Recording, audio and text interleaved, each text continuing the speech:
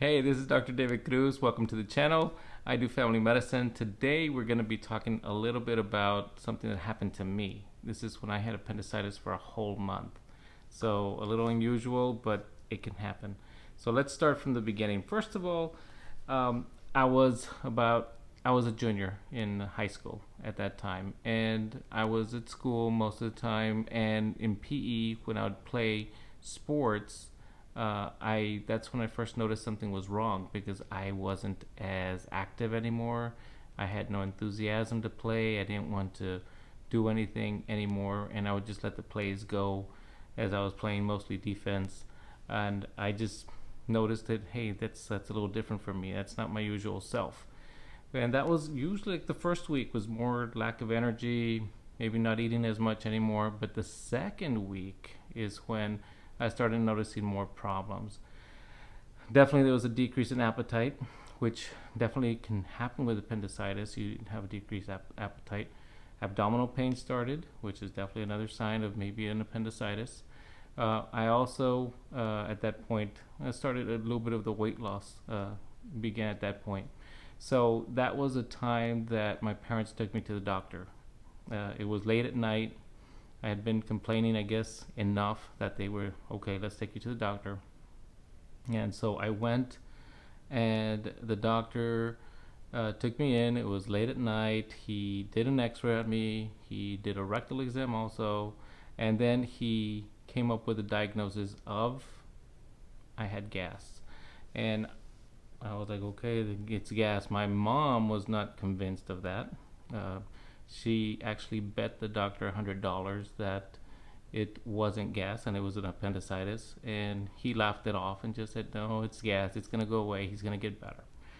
So I don't remember him actually doing any of the tests that you would actually do for an appendicitis. So there's several things you would do to check for that. One is just a heel tap. You tap on the heel, you're going to have some belly pain at that time. The other is called psoas sign, and psoas sign is just lifting the leg when it's straight out. Try to lift it up against some resistance. You're going to have some right lower quadrant abdominal pain. You're also going to do a obturator sign, and that would be having your knee bent, pushing it out against resistance. There's different ways to do it, but that would be the one way to test, and you'll have some pain there in that right lower quadrant also. Of course, there's also rebound tenderness, pressing in that area, right in the right lower quadrant, letting go, and you'll have pain, and you'll know it's an appendicitis right away. So I don't remember any of those things being done. I went home, diagnosed as gas. So that went on to the third week. Third week was more can't eat anymore. I was just drinking 7-Ups at that time, and that was all I could actually take in. Anything else would just anything I would put in my mouth, I would get abdominal pain right away. So I just wasn't eating at all. There was another doctor's visit that third week. So that third week, went to the same doctor again late at night. Again, did another X-ray. Again, diagnosis gas. So there we were. No real answer at that time, and I still had the abdominal pain, and we were hoping that it was just going to get better. It went on to the fourth week. So as I was going on now, the weight loss was noticeable. I really wasn't eating. I noticed that the pain was just getting worse sometimes with walking, and I would still play sports though. I'd like to go. I'd love playing basketball. I love playing football outside. This one particular day I was playing basketball, and I was at a school yard, and we were playing against some guys that were there, and every time I would jump I felt my stomach in pain, but it was worse when I would jump and somebody else would even touch my belly, and that was like a severe burning going throughout my body. I really don't know why I was playing because I felt so bad. And luckily my parents came and they parked outside of the school. They honked. I went to the fence and they said, "Come on, we're going to the doctor." So we went to the doctor. This time it was a different doctor. And we went in. He saw me. He looked for rebound tenderness, which was right there. It was bad. And he quickly just said he's going to the hospital, he has appendicitis. So we went to the hospital. By then I was already limping.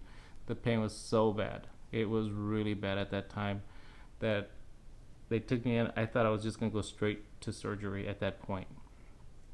The surgeon did see me, and then before the surgery they did a barium enema. Now, I don't think they do barium enemas anymore because we rely more on other studies now. But if you've ever had that, you know it's very, very uncomfortable. So I went downstairs in the hospital. They took me to this x-ray area. The enema that they do is they put in a big amount of pink dye in you, and they just let that run in through the back, and they put it in until you're ready to explode. And once you're ready to, like, you can't take it anymore, they go, okay, now let's start turning you side to side and take x-rays of you, which was very, very uncomfortable. And I don't even know how you keep anything inside because you're exploding. So as soon as they're done, you have to go to the restroom, run, hopefully you make it on time. And I really couldn't run that well at that time. I made it, and then I got back on the gurney, took me to my room. I went to the room, waited for them to take me to surgery, and the tech, as I'm going, I asked him something like, am I going to be okay? And he goes, you believe in God? And I was like, oh my God, that's terrible. I was like, yes, I do. He goes, okay, you'll be fine. And I was like, oh man, that's really rough to say that to somebody that's just going to go into surgery, but especially somebody young, you know. So anyway, they took me, got the surgery done. So it was a month already.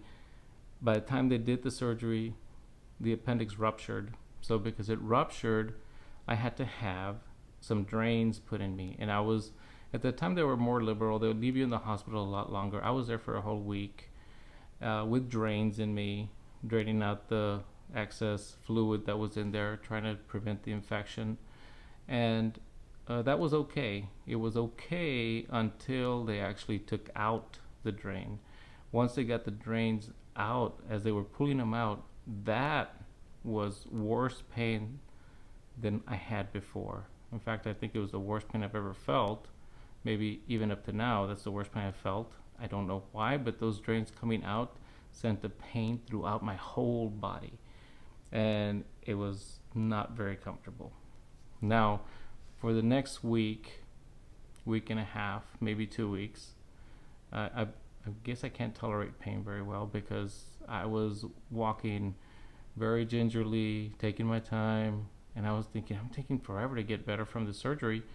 But it took me about 2 weeks to get back to my normal self after that. But after that, I got back to my normal self, and I was so happy that the appendix was out, and that was great. Because of that, I think I always feared that my kids would have appendix whenever I would have kids, have appendicitis. And for the longest time, they were fine. And then guess what? 1 year, within 6 months, all 3 of my kids had appendicitis. That is weird.